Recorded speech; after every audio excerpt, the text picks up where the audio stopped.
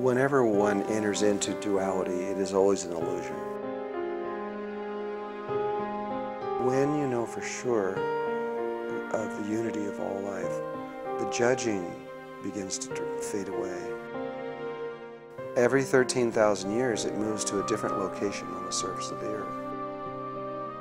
And high up in one of the walls is the flower of life. They all knew this was occurring, and everybody just kept quiet and never said a word.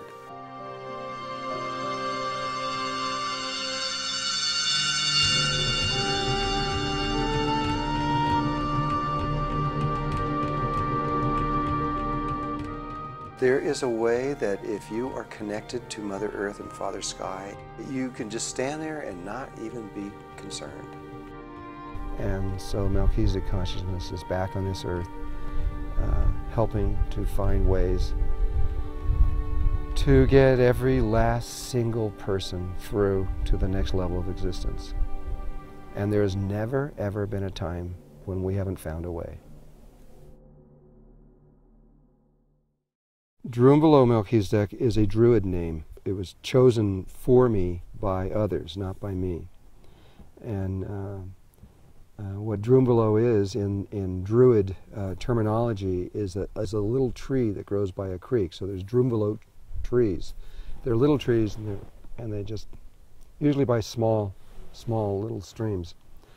But Melchizedek is also Druid. The Druids felt that Melchizedek was one of their most important aspects, and that they felt that Melchizedek lived in the center of the earth. This ties into many of the indigenous philosophies around the world. But on a bigger level, what it is that when this universe was created, and at this point I'm using words, and you can't really use words to talk about what I'm talking about. And so it's limited, and you must understand that there are no words that can really truly describe what I'm about to say. So this is an approximation. But when this universe was created, it was created in such a way that God decided to step into the creation and experience it directly in a different kind of way than God had before.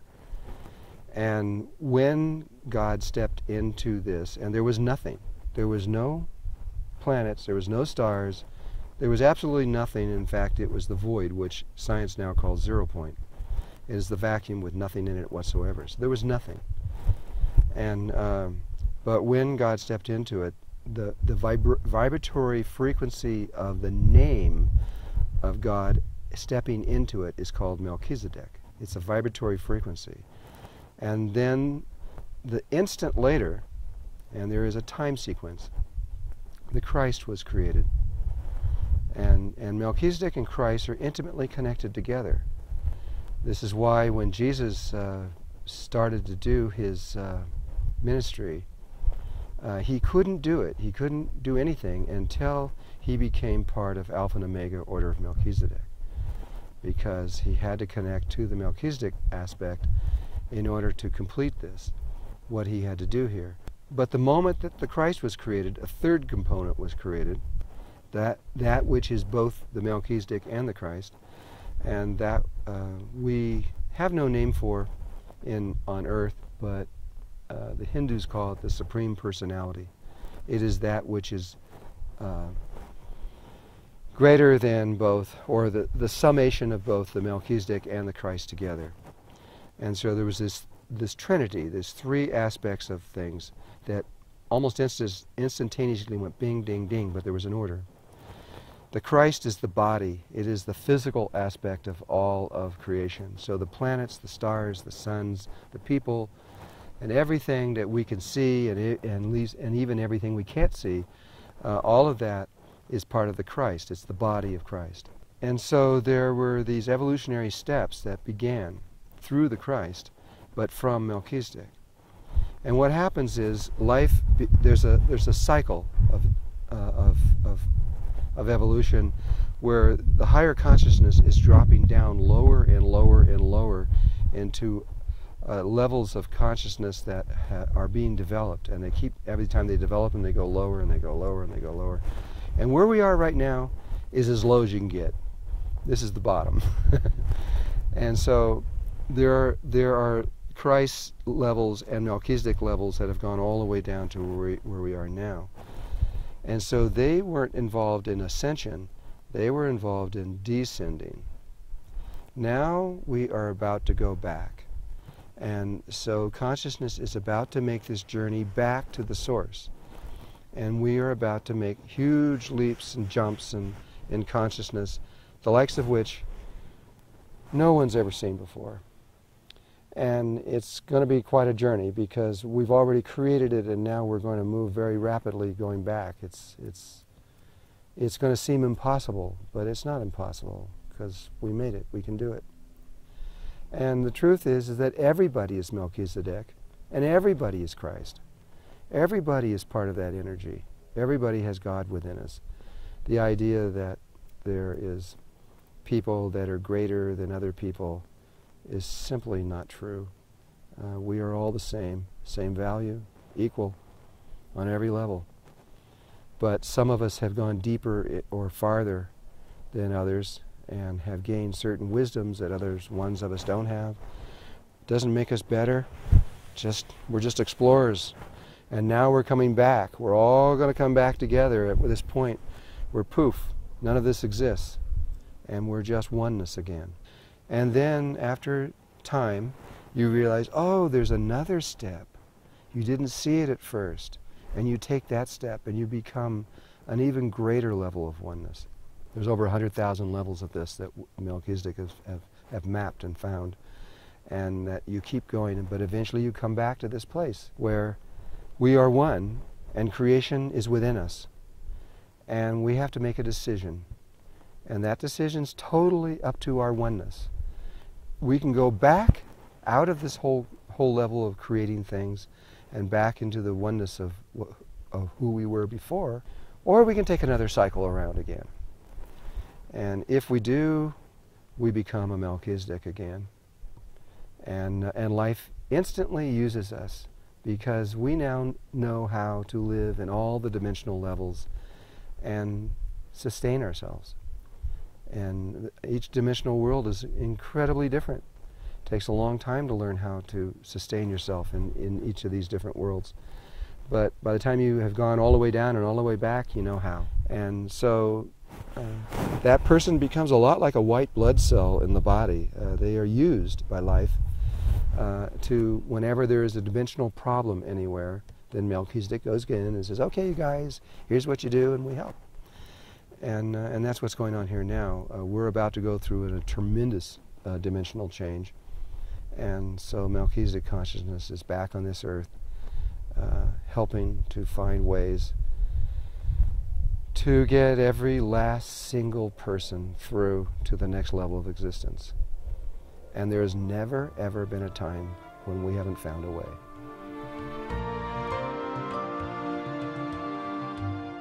There's people from everywhere, and everybody here is into spiritual ideas and thoughts and meditation and yoga. The garbage men are into UFOs. It's kind of, that's what it is, you know. It's an energy that comes out of here. There's very powerful vortexes. It's a rotating energy that comes out of the earth. And people, the Native Americans from long ago, they treated this place as purely sacred ground.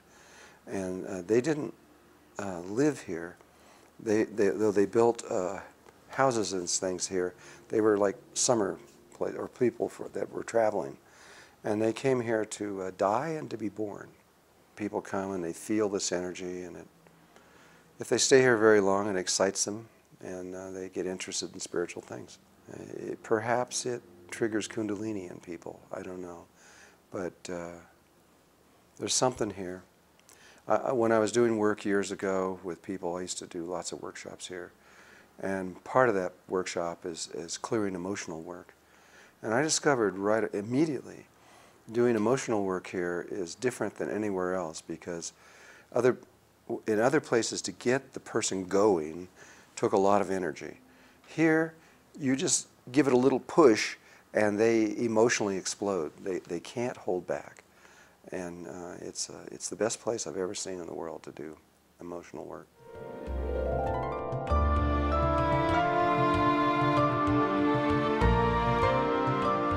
I've been teaching meditation since 1984, and I've been traveling pretty much ever since then. It's become, when my books came out in 1998, The Ancient Secret of the Flower of Life, that was volume 1, that expanded people's interest in what I was doing greatly. When the next one came out in 2000, that even brought it out further. The third book was Living in the Heart, and that opened up a whole new area of meditation that I had never talked about before in the other ones. And the newest book, which is just coming out now, which is The Serpent of Light, that's not a book of meditation. That's a book about my interconnection with indigenous tribes around the world, and something that is happening on the earth. It's a very big thing that for some reason nobody's ever talked about. The earth is an exact replica of a human being, or you could look at it the other way around. The human being is an exact replica of the earth. We don't look like it, we're not round, and we look different. But our energy field, the human light body that extends around the human being, that light body, the electromagnetic field and the shape of the field that's inside of that body, which is around a person that's about 55 to 60 feet in diameter, and it's a perfect sphere, but inside is this very complex electromagnetic field. That energy field is identical to what's around the Earth. And NASA has slowly been able to identify all the various components in there. They agree at this point. I believe they do. And because it's the same, because we are the same, the way energy moves through our body is also related to the Earth. And so almost everybody is familiar with a sexual orgasm, but not everybody is familiar with the Kundalini rising, which is another form of orgasm. It's the same energy moving up a different channel. And when it moves up a different channel, it has a different purpose. The sexual orgasm is primarily for creation, procreation.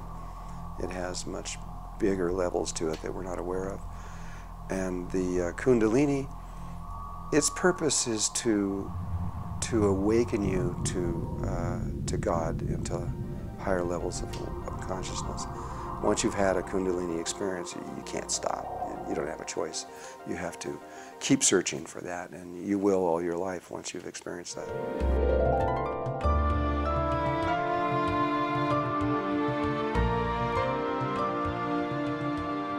Well, that's what this book is about, the new book, The Serpent of Light.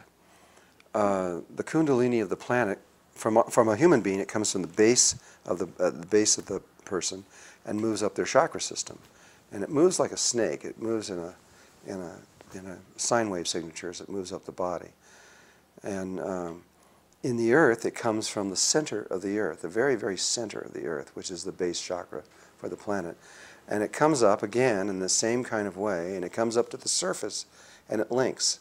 So the two poles of the center of the earth and the pole of where it connects to on the surface of the earth, in between there becomes the chakra points of the earth.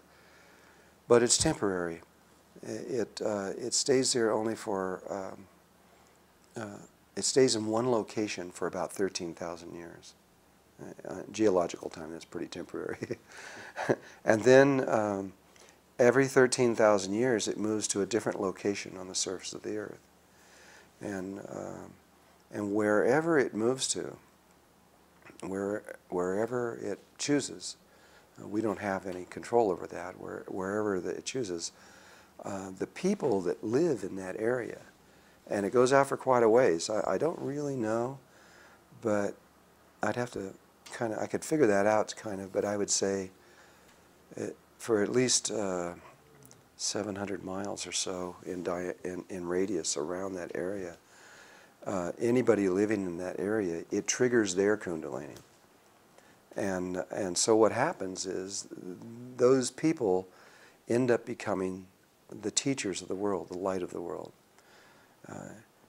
The last time, it's just moved. And that's what this book is about, is this movement from where it was before to where it is now. And the journey, the stories, the history around this, because it involved close to somewhere in the vicinity of 1,000 indigenous tribes were involved in this. And so were the Tibetans and the Hindus deeply involved in this. They all knew this was occurring, and everybody just kept quiet and never said a word. It's incredible. Now that it is moved, and it's no longer where it was and where it is now, it's okay to talk about it now.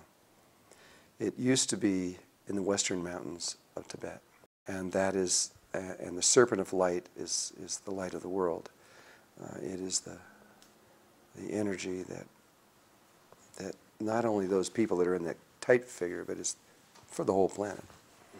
It affects everyone, and so that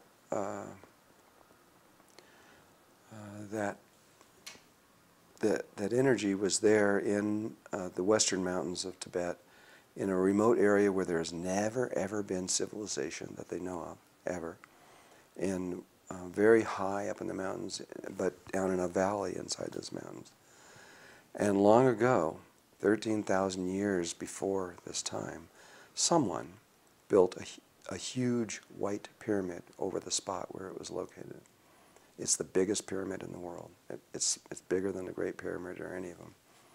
And I was fortunate enough to speak with the exploration team that found this pyramid. And they came to me, it's in the book, but they came to me because of something they found there. The pyramid, they said, it took them 6 months to get to it. And it's under snow the entire year. So a white pyramid under snow. But 2 weeks approximately out of every year, the snow melts and you can see the pyramid, and then it's under snow again.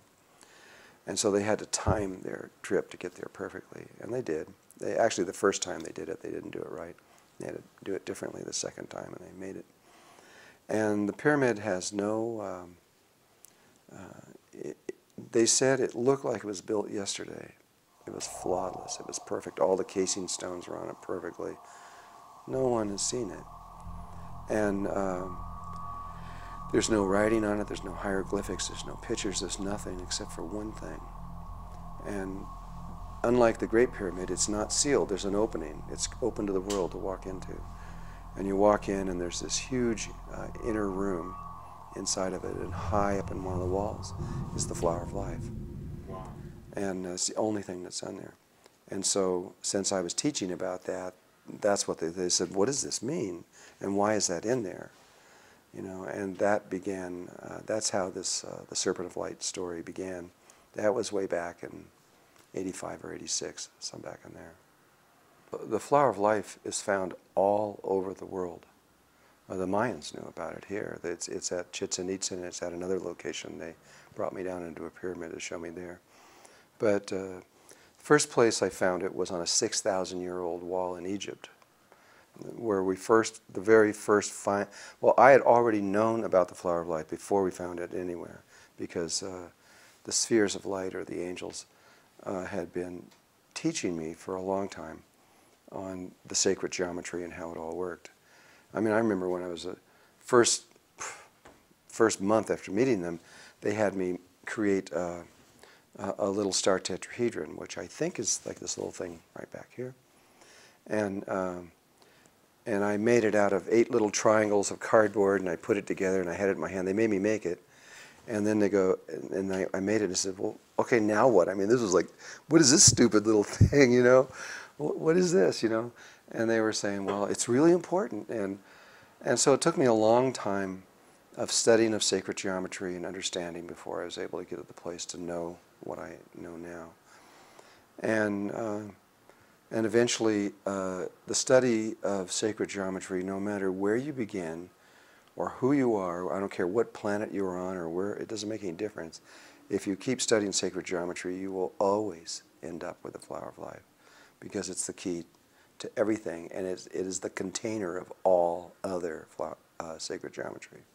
It has everything in it.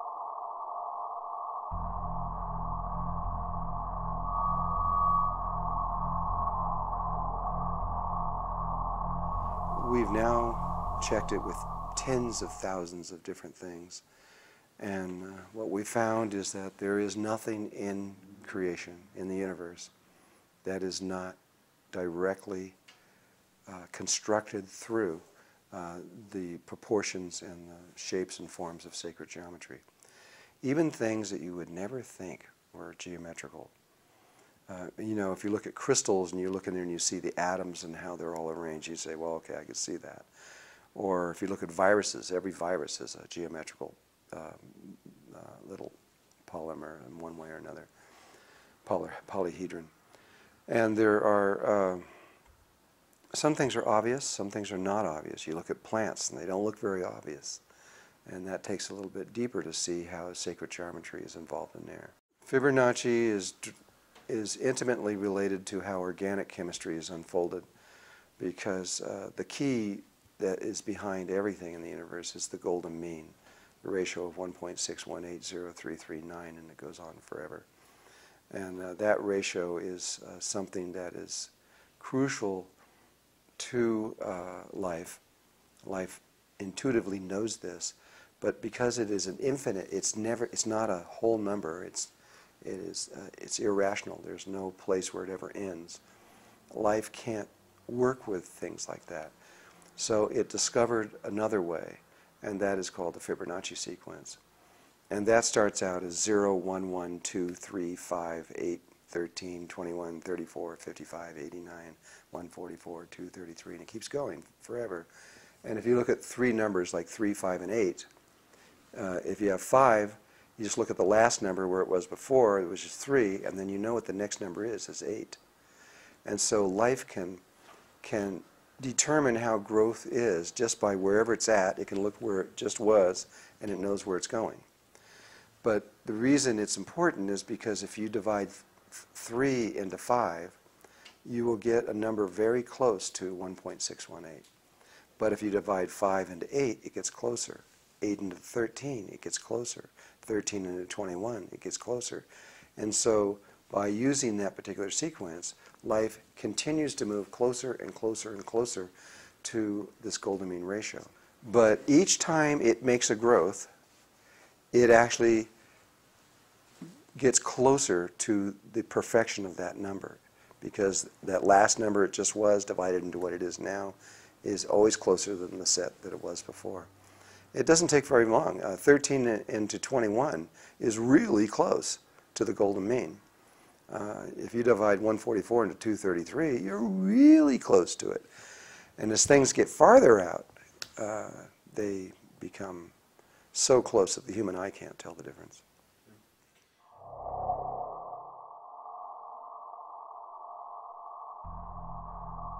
It is the way that everything is organized. It's the way to organize life. All of your lattice structures of metals and all of chemistry and everything of that nature are all, without exception, based on sacred geometry.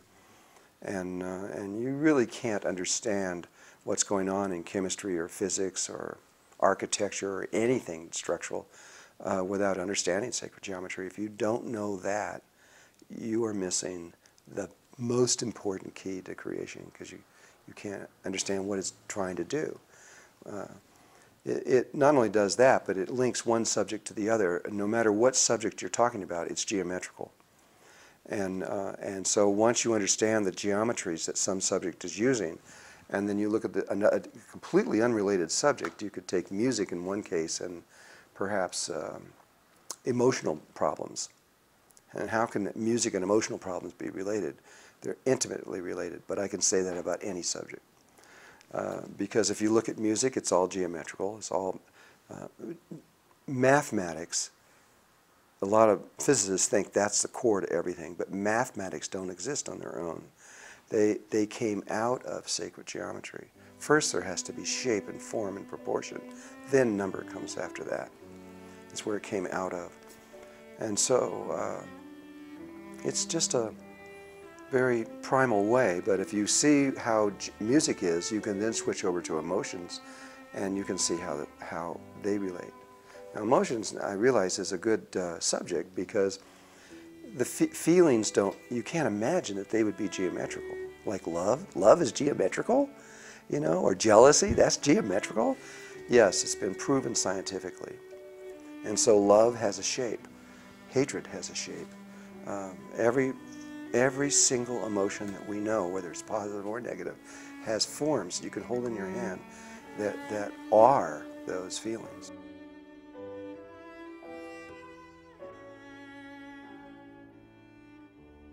I wasn't trying to prove anything to anybody at all in the world, just myself. And I wanted to make sure, before I went any further, that there was only one God. You know, different religions have, oh no, there's more than one, and each religion says, no, my God is the only one, yours is wrong. And that was what I was trying to do. I wanted to make sure that this was one coherent thought throughout everything. And by the study of that, at one point, it became very clear to me that there was a single mind that created the entire universe, a single thought. And it can be reduced down to a simple sphere. That's all it is. And the flower of life, which we showed you, is the relationship of how spheres can interlink.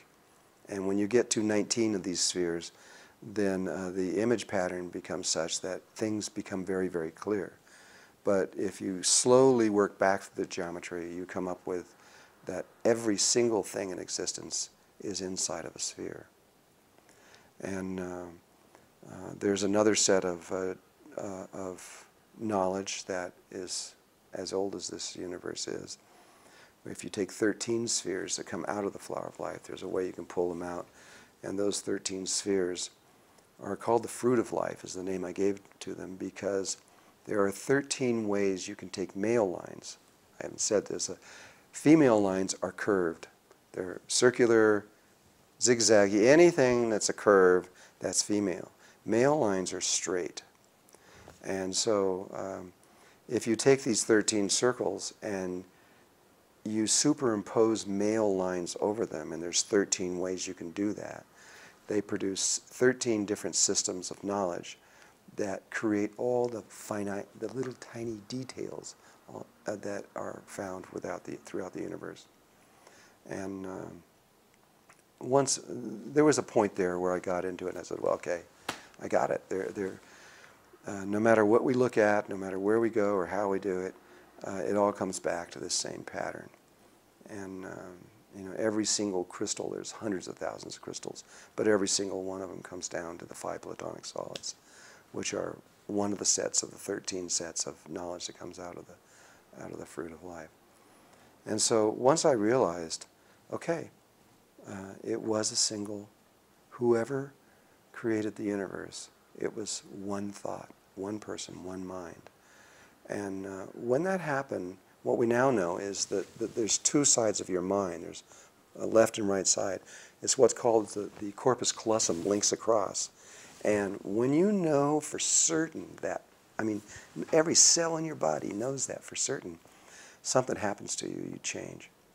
It is a consciousness shift that takes place. I've seen it, I felt it and known it myself, and I've seen it in many people that have gone through this.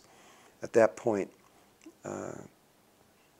your search for unity and of all life everywhere becomes far more focused, because you know for certain. Duality is purely an illusion, and that illusion manifests itself in all kinds of ways around our life. And we think it's real. You know, we judge everything. That's good, this is bad, man, that's neutral, and we keep going through all these different things. Everything that happens to us, we're constantly have this little thing that's judging. When you know for sure of the unity of all life, the judging begins to fade away. You begin to realize that it is an illusion. And almost all these spiritual religions and systems that have been developed throughout the world are all aimed at breaking down that polarity, of finding a way where you can see the unity.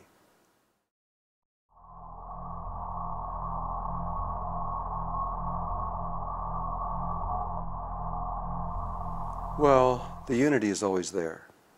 Uh, it, Whenever one enters into duality, it is always an illusion.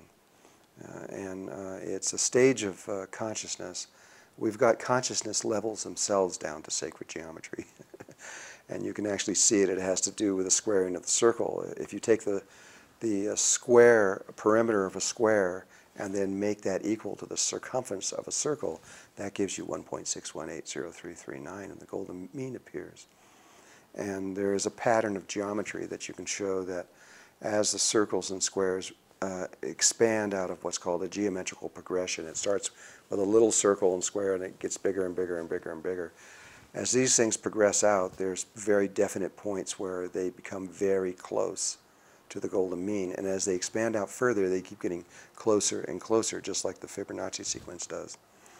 And so there's a point where life becomes focused at one point, where humankind becomes focused anyway. And that level is a unity consciousness because it's very, very close to the golden mean. And those would be people like the Kogi in Colombia, or the Aboriginals in Australia, or the Waitaha in New Zealand. Some of the very, very old tribes that go back much farther than our archaeologists ever dreamed, and at least according to them, and I believe them. And but they have a different DNA sequence than we do. They're different. You can tell. You could scientifically prove if they're in there or not. And then there's us, and that's the next level out from there. And if you measure our circle and square, the one that produces our level of consciousness, it's not even close to the golden mean. We are a disharmonic level of consciousness.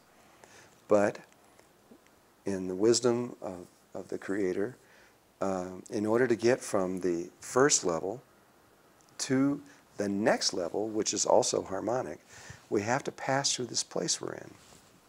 And I see it kind of like a stone in the middle of a river. And you're trying to get from one bank to the other. The two banks are harmonic. And that little stone's not very harmonic. It's not a very safe place to be. And so you just land on it and you get to the other side as soon as you can. You don't stay there. You know, well, we've been there for 13,000 years, which is a very quick jump. And but if we stay where we are, we will kill everything, because we're not in harmony with the rest of the universe, or even this planet. And so our very nature of who we are is dangerous.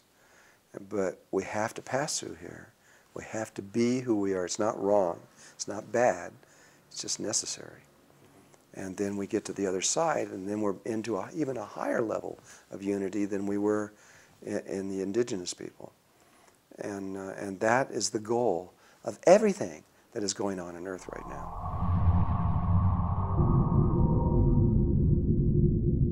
In ancient times, a lot of the indigenous tribes used different forms of psychedelics, and they actually used, they never used any of the kind of things that modern man is using.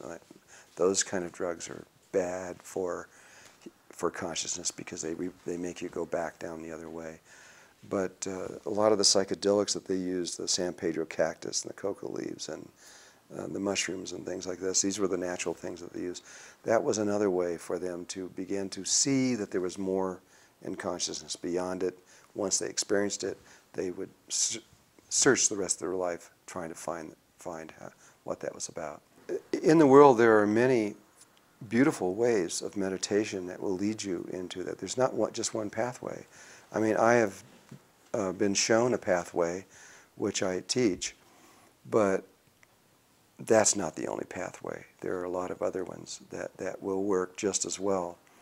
And so Tibetan Buddhism has their ideas, and Hinduism has lots of ideas. Sufism has other ideas. Taoism is a very simple, easy way to live through, to find the source of life. There are many, and that are old and have been tried, and other people have taken those pathways and that work. If that is what someone is thinking about, they need to try these different ways. I mean, I went and I tried lots of them. I tried everything you can think of almost. I had over, I don't know how many teachers I had. At one point I counted them, there was over 70. And the angels a lot of times would actually give me the name, address, and phone number of a teacher who I'd never heard of in my life. And they'd say, call this person up, and I'd call them. And it would be that person always kind of. And then I was to go study with them. I'd say, can I study with you? Yep, I'd go there, and I would learn as much as I could from them. And and people have very different views. The truth is there's only one reality. This is what I learned from the whole thing. There is whatever there is, but there's lots of ways of interpreting that one reality, and how you perceive it. And duality that you were speaking about before, this level of consciousness we're in, this is just one way. The universe has learned over 100,000, slightly more, 100,000 major ways that when you look through that lens, the universe appears completely different. Some of them, a lot of them don't have any stars and planets in it or anything else, yet it's the same place. It appears differently. And then underneath each one of those 100,000 different ways are trillions of possibilities. And so you can look at this one, unity or polarity consciousness, is one way of looking at life. And then you look at all the animals and bacteria and bugs and all those other life forms that are generated from the same way of perceiving reality. That's all consciousness is how we interpret the one reality. And as we go up and around the body, in these electromagnetic geometrical forms that surround the body, as you do, your attention shifts to different shapes and forms. And so the Merkaba field that is taught in the book, the first two books I taught, that is the second possibility. The first one is really simple, and shamans and medicine men around the world have been using it for thousands of years. But it isn't strong enough for what we need for what we're doing.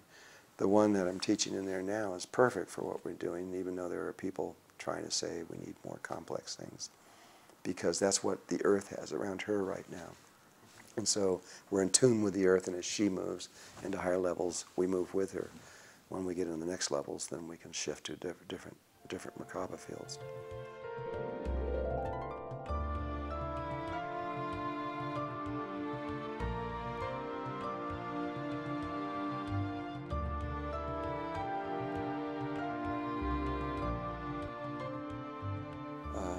Global warming is connected to consciousness, and that would take a long time to explain, but everything that happens on the earth, the angle, the axis of the earth, and our orbit around the earth, all these things affect how we interpret the one reality that we were talking about.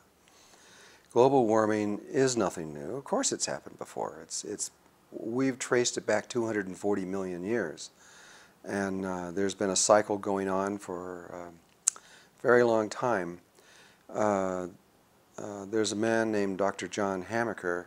His work was significant, and that was in I believe it was the late 60s or so when he presented that information to the world.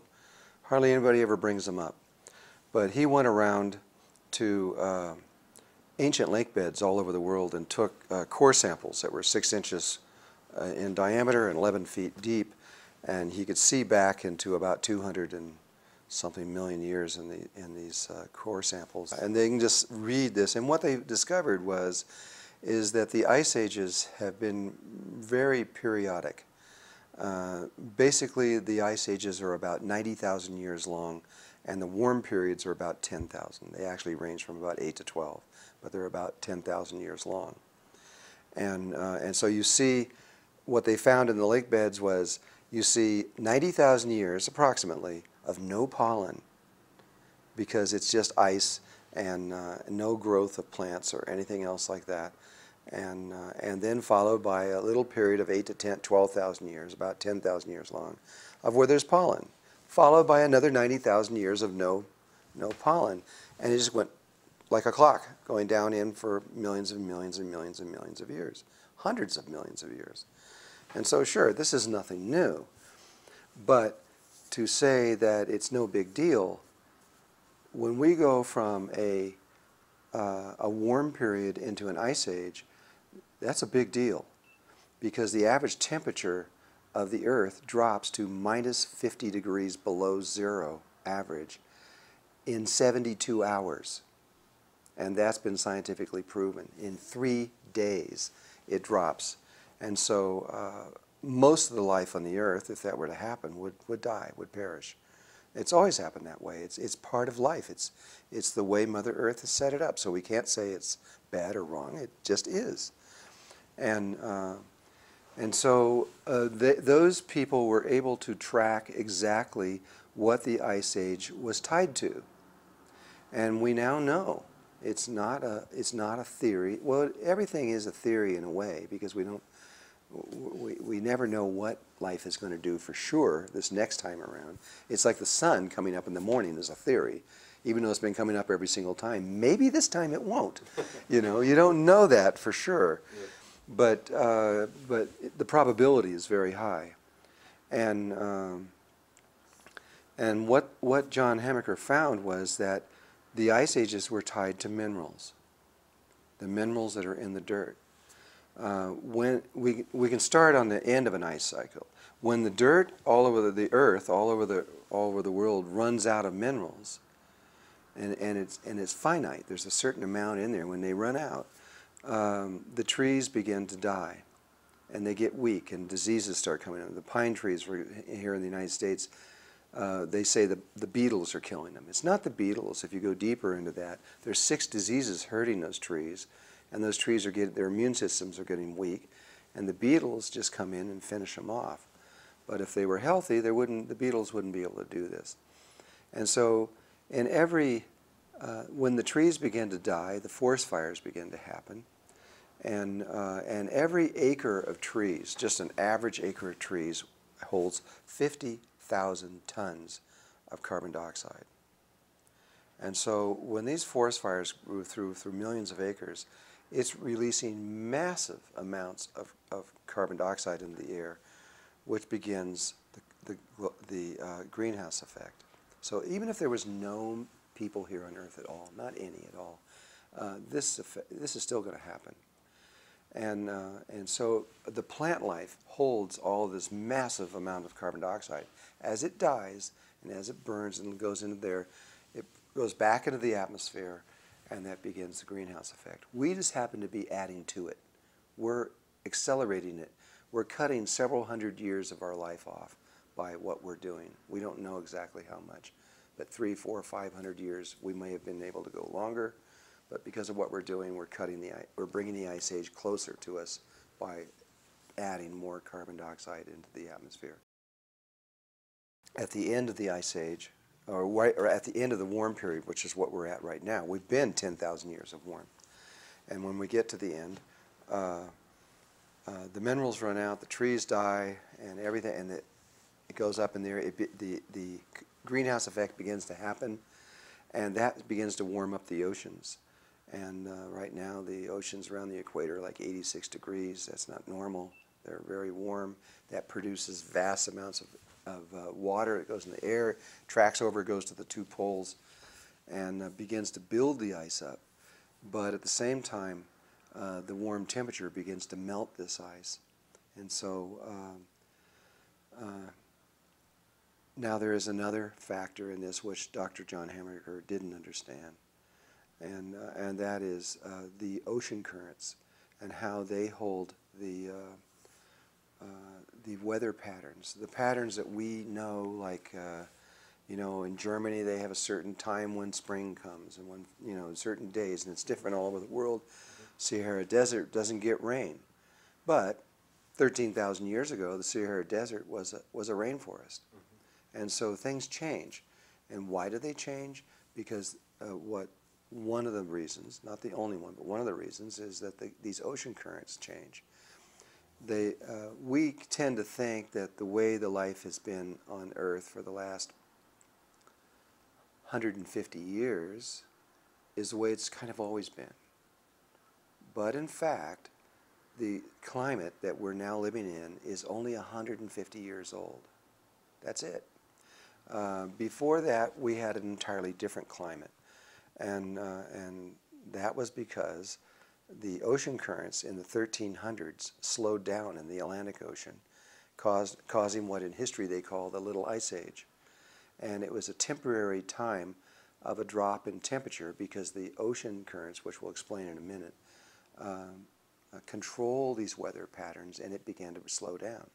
That causes, like in the United States, that causes the eastern seaboard to go extremely cold and the west, where we are now, to go into a drought. And so you can begin to trace all kinds of things when it went into the 1300s. By the 1770-something, when our country was, when George Washington was here, and you look at paintings of him going across the Delaware, you see these giant chunks of ice floating down the Delaware because we were in the middle of a mini ice age taking place. But it only lasted from 1300 to 1850. And then the currents kicked back in again, and we're back into a warm climate all over again. The Anasazi, which are another ancient group of people that lived here in the United States in the Four Corners area, they can't understand why they disappeared. They said, well, why did it look like they just left in a single day and disappeared? But they didn't tie the weather pattern breakdown at that time. And what happened was there were 46 years without a drop of rain in this area. And they had no choice. All the underground aquifers and everything else dried up, and they had to leave. We could see from the satellites and from the things that the ocean current, especially the Atlantic Ocean current, was slowing down dramatically and had reached a stage of slowdown that was equal to the way it was in the 1300s, meaning that we would be followed by at least a mini ice age very quickly after that. That would be devastating to Europe, because the only reason that they have a warm climate is because that current flows north with the heat from the equator and warms up that area. Mm-hmm. If the Atlantic, what is called the Gulf Stream, were to slow down or stop, it would be devastating to Europe, unbelievably devastating to them. By 2005, there was no doubt this was occurring, or actually 2004, I think it was, when we figured out that we had enough data then that there's no doubt. It was even changing shape because it was slowing down so much. And I went on to German television. I told them, you guys are in a lot of trouble, and you have to begin to plan. They became very angry with me. I got all kinds of hate mail and emails and everything else saying I was crazy, didn't know what I was talking about. But I got letters from Sir David King, who is the eminent scientist who was under Tony Blair, who said that every word that we were saying was accurate and true, and that he agreed with us, what we were saying.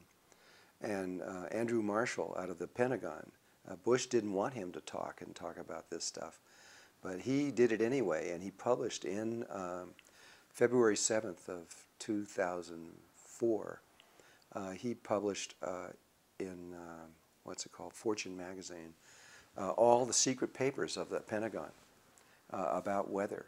He showed how the satellites only 30-something years ago of what the North Pole looked like, and it's like this, and then he shows it in 2004, and it's 42% melted. And the following year after that, the biggest ice shelf at the North Pole broke apart. It was an ocean of water, literally melted and broke apart. You see, as these minerals run out and they start causing the greenhouse effect and heating up the oceans, they start melting the poles. And when the poles start melting, the ice at both the North and the South Pole is fresh water, not salt water. And what drives these currents, the motor that drives these currents, is not heat, it's salt. And so if you look at the Atlantic current, it comes up by the equator, and it comes up to the surface, and it's like a hot river flowing on the surface that heads north. And it keeps going north until it gets way up by Greenland, where as far as it can go, and then it drops to the bottom.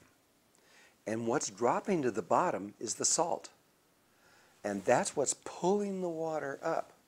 That's the motor, is this salt dropping. When it gets to the bottom, it runs along the bottom till it gets back to the north, and the heat rises back up, and then it comes back over the top. So it's a big three-dimensional circle going like this. You might just say a big three-dimensional convection current. But it is salt. Without the salt, there can't be any. And so as the poles melt and the northern currents are flowing billions and billions of gallons of fresh water, the ocean near there, the salt density drops. And so this thing doesn't fall as far, and it begins to slow down. And this is how this works. By May of 2005, I had alarmed Europe so deeply that they wanted to prove it, and England sent their submarines up to where these currents drop, and they actually measured them. They came back shocked to find that the currents had dropped by 80% of their normal flow. They were only flowing in May of 2005 by 20% of what they were supposed to be flowing. That triggered the entire European Union to come together and say, we're in trouble. Because that means that very, very soon, the kind of weather that they're experiencing is going to vanish, and it's going to vanish, if you go by scientific evidence, in 3 days. It's going to disappear.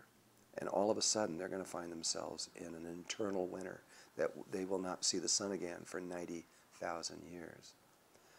And this is the scenario that we know is going to happen because it's happened hundreds and hundreds of thousands of times in the past before. Time magazine came back with an entire issue that was a 1/4 inch thick. It was this huge thing. And they were saying, well, that I hadn't figured out the tree ring theories of what all this is about, meaning that it isn't just the Atlantic Ocean that's breaking down, it's all of them. And all the currents are beginning to slow down from this. And that means something much bigger than what happened in the 1300s. When that begins to happen, that is a true ice age, global, worldwide. And you know, Al Gore knows this, but he won't. I think he's afraid to tell the truth because the truth is scary. The South Pole is what's interesting to me because there's enough ice in the South Pole to raise the oceans a long ways, close to 200 feet or so. And I remember about 4 years ago when Larsen's ice shelf broke off. And that raised the entire world's oceans about maybe a 1/16 of an inch or something. But they said, it's no big deal. It only was there for 10,000 years. And then those same scientists said, but Larsen's B shelf will never break off because it's been there for millions of years. The following year, I think it was, Larsen's B shelf broke off. And then they made the statement that it would take 6 months to melt because it was the size of a state. You know, it's huge. But it didn't. It melted in 30 or 45 days, I don't remember. And that raised the entire world's oceans almost an inch. But the one that I'm concerned about, and the scientists that I know are really concerned about, is something called Ross's shelf. And that is a piece of ice a couple miles high. And right now it's breaking across the back. And I just spoke with one of the scientists that's working on it, and they're freaked because these holes are developing, pools of water are melting all over it, and they're going all the way down and eating their way to the bottom where they're finding it's melting completely, it's just rushing water under the bottom. That water's being forced back up, making bigger holes that are melting all the way down to the bottom, forcing more water up, making bigger holes, and they think it's going to break off. If Ross's shelf breaks off, first of all, that's going to cause a tsunami or a tidal wave like this world's never imagined. If you can imagine a piece of ice 2 miles high plunging into the ocean, how high is that wave going to be? And with it instantaneously, it's going to raise, when it completely melts, it will raise the entire world's oceans almost 16 feet. And that's already been scientifically calculated. But 90% of the ice goes in the water immediately and displaces it. So you're going to have, I'm just going to guess, about 14 feet of the world's oceans rise instantly. And tsunamis coming from everywhere to balance out, and it's going to be a mass destruction like no one's ever imagined on this earth. And almost every coastal city in the world will be underwater. And, and that could happen tomorrow. Seriously, it really could. They can't even measure the cracking anymore because they used to put these cables across one side to the other side, and then when they broke, they knew that it was moving. But the ice shelf itself is melting 90 feet a year. So just to see if it's moving, they have to cut down 90 feet to put the cables, just to see 1 year's of growth, because they're going to melt down to that level by the next year. And so if that shelf goes, we're going to have a wake-up call. Find out what the world's scientists are saying. It's not just one man making this statement. And but who doesn't want this? You got all your corporations, your oil companies, and all these big corporations. They don't want you to they don't want to stop using oil. They don't want to go into alternative forms of energy and electricity, which we have. We can replace every single level, and I mean every single level of technology with technologies that are clean and far better, that would do no harm to the earth at all. But you have to remember, even if humankind was not here, this is going to happen anyway.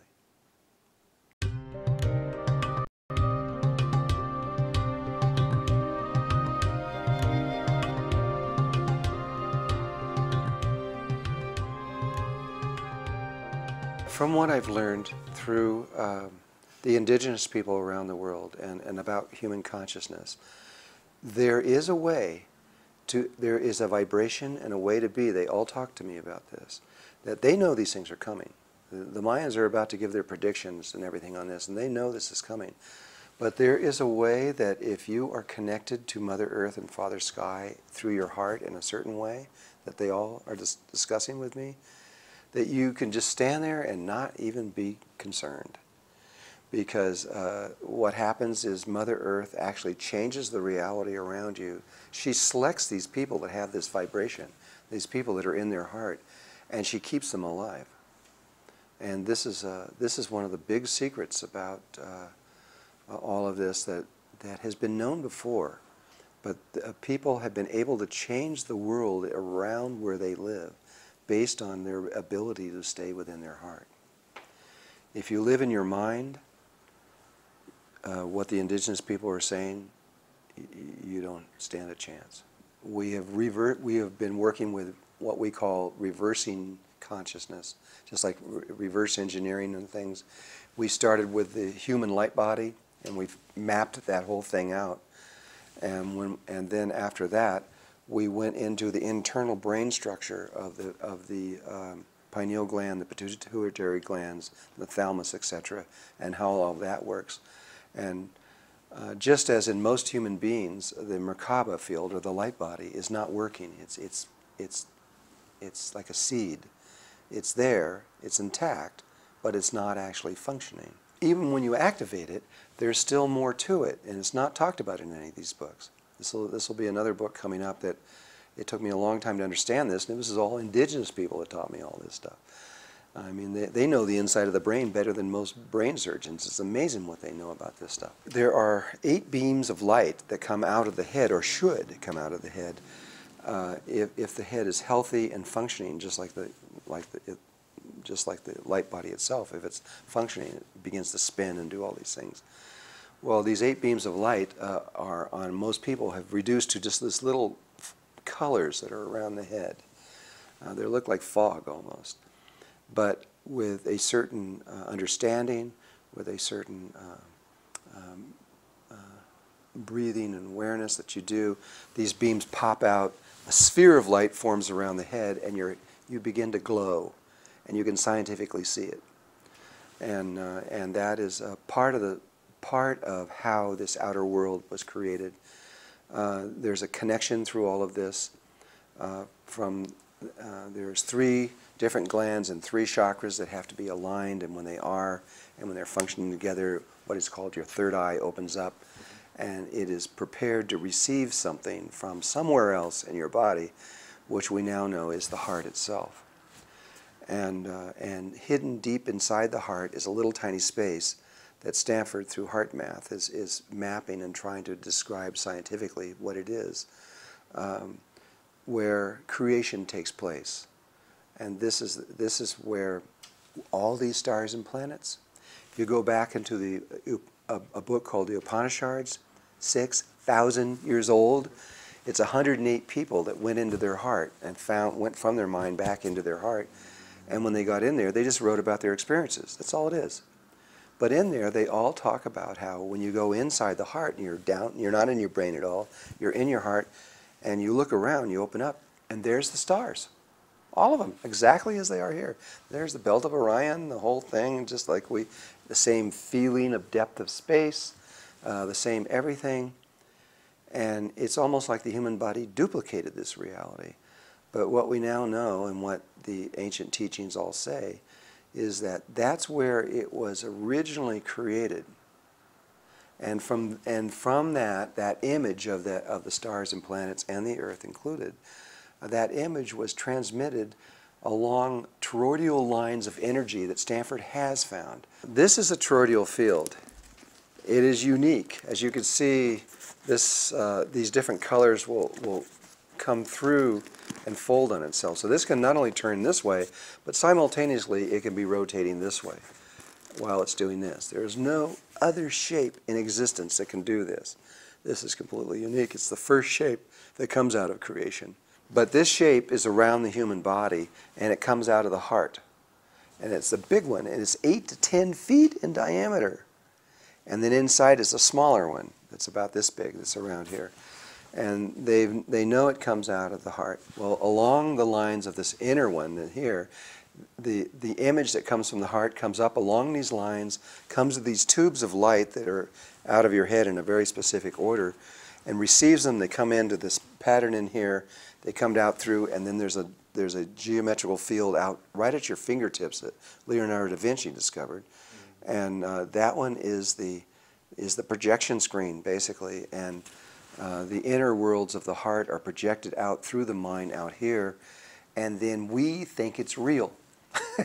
And we're really walking around in our mind. It's not really real. It's an illusion. And they've said this for 6,000 years. In Hindu, it's called Maya, which is illusion, which actually means not true. And the ancient teachers and enlightened ones from a long time ago knew this. And this is how creation takes place.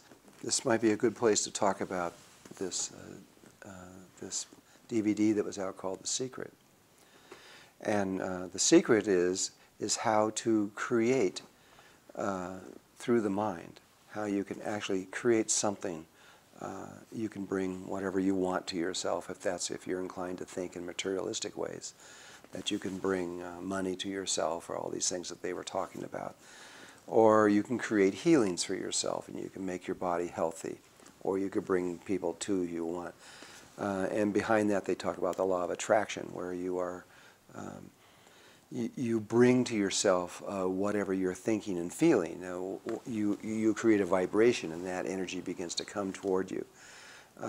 Sure, this is all true, but that's assuming that what is out here is the source of creation and is real.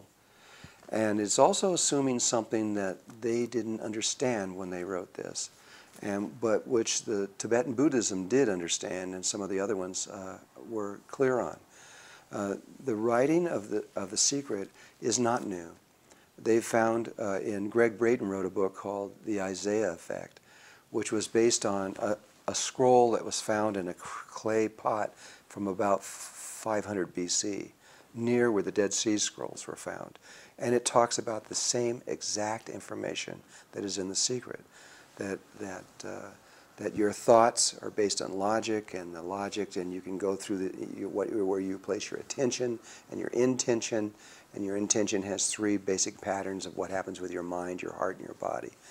And if you engage all these things together at one time, yeah, you're going to get exactly what your intention is. But what the creators of The Secret don't understand is the instrument that the creation is being done through is the mind. It's the brain. And the brain is a polarized tool. You've got the left brain and the right brain. And then the left and right is the front lobes and the back lobes. And it keeps going through what I believe is 64 different divisions. The same 64 divisions of the 64 codons that are in the human DNA. And so it is possible to bring to you what you want or what you intend through your intentions. But what you will also get is the exact equal and opposite force coming from behind you where you can't see. Our eyes see this way, but we can't see this way. And so you get what you want coming this way, and you're going to get exactly what you don't want coming from behind. And so, and there is now a man named Dr. James Hart out of California, one of the brain experts in the world. He's considered one of the two greatest brain experts on the planet ever to live. And he agrees with me that they've found scientifically that you can go in using the brain and you can create anything, but you always get the opposite thing also. So what's going on in the world is you've got 6.5 billion people in the world, and most of them want peace. I mean, you know, they're praying together, these huge circles of people praying for world peace. But they're never going to get world peace as long as they pray from the brain. They're going to get a world that's half peace and half war. And it's just going to keep generating that half peace, half war until they learn to create in a different way. There is another way that the indigenous people tell us all over the world, and that the ancient people, the ancient Tibetan Buddhists and the other ones talk about, that you can create, which is creating from where the original stars and planets were created, which is in the heart. If you leave the brain, throw it away, get out of there, and go down into the heart, you can do the same thing. You can create there. You can bring anything you want. You can change the world. But you won't get the opposite effect. On another way to explain this is that we have two heart chakras. One here, right above the sternum, one distance between the tip of your nose and your chin, above that, which is averages at 7.23 centimeters. Two heart chakras. The lower one is connected directly to the heart. The upper heart chakra is connected to the right brain. We have an emotional body that we're all familiar with. You know, we feel love, we feel hate, we feel joy, we feel sadness. We can feel all these things, but all that emotional body is coming from our right brain, and which is connected to this upper heart chakra. If we were to connect, what we don't know, most people don't know, is that we have another emotional body, and that's connected through the heart. But that emotional body has no polarity to it. And so there is the only place that you can experience what everybody's talking about of unconditional love. In that spot, you can actually have unconditional love and experience it. But from the brain, which is where most people get married, they fall in love from the brain, they see them, they're beautiful, they want them, they marry them. But that kind of relationship, they'll be there and they'll be talking how much they love each other. I love you, I love you, I love you. And then one will say something that hurts the other person's ego. And just like that, they hate them. And they'll start screaming at them. They'll say the wrong thing. That's brain love.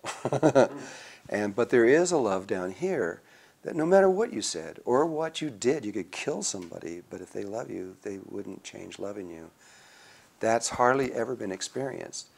Women get that experience usually for a short time. They have a baby, the baby comes up, it's on the breast, they're looking down, and now they're loving that person from their heart, not their brain. And they would die for that baby. They would die. They would give up their life in a moment. That's unconditional love.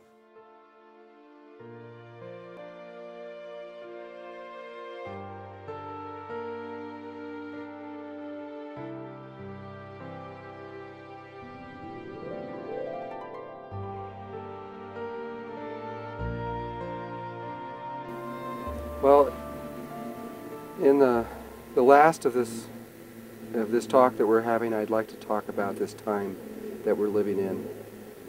We began, this change, of course, began when humanity began. But about 100 years ago, at the turn of the 20th century. At that time, we were riding around in horses. The ideas of going to the moon or flying through space and computers and cell phones and all these things, they weren't even in our imagination. We didn't even think they were possible. And we have made a transformation over the last 100 years, the likes of which humanity has never seen before.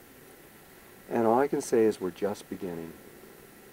We are going to continue on a path that is going to lead us into ways that even now we can hardly imagine. Even through everything, through Star Trek and everything that we have imagined through that, there is a change occurring that is incredible.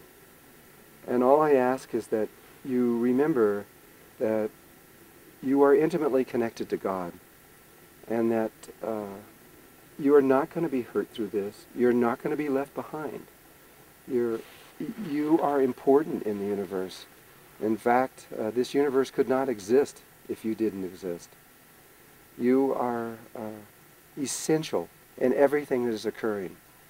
And all you have to do is relax, not be afraid, and believe in who you are and your intimate connection to God. And everything will happen easy, without any pain or any problems. All you have to do is just remember that you are one with God. There's going to be tremendous changes coming, changes that are going to rock this world to its roots. The old way is going to be destroyed. Shiva is going to walk again. And the financial systems are going to go down, and everything we know is going to break down, because that is the way it's supposed to be. The old cycle, the old male cycle, is always destroyed, and then we enter into the new female cycle, the female cycle of light. And she always leads us back into balance, into harmony. And it's happened so many times before. This is nothing new. But don't hold on to the old way, because the old way is going to go. It's going to go right before your eyes. But right before your eyes is something new and beautiful and brilliant that's going to appear. And know that it is for you that this is happening, and for your family, and for life everywhere. It's not a war. It's not Star Wars. It is evolution. It is part of the cosmic DNA that has been planned from the beginning. This is an exciting time to be alive. This is a time of great joy. And you will remember everything you need to remember. You are perfect right now, even though you may not think so. You may think, well, I can't even pay my bills. I can't even figure out how to keep a relationship going, and my children are in trouble. Yeah, I know. We're all going through that. But inside of you is this brilliant light. And that light is going to emerge out of you at the right moment, at the right time. And all you have to do is just believe and wait, and it's all going to happen. So there's no reason for fear. There's only reason for joy. And I love you all. I really love you. And it won't be long. We're going to be in another level of existence, at which point you'll understand everything I'm saying.